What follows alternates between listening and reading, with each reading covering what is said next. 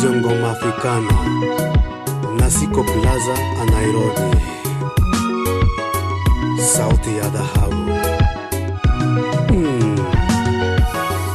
Merimela kipenzi, rafiki wa karibu tangu hapo zamani.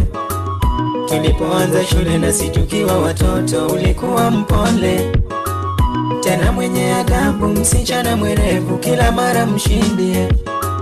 Sifa nazo urembo zikaenea kote, ukipita ni whispers. Merimela kipenzi, rafiki wa karibu tangu hapo zamani. Tulipoanza shule na situkiwa watoto, ulikuwa mpole tena mwenye adabu, msichana mwerevu, kila mara mshindi. Sifa nazo urembo zikaenea kote,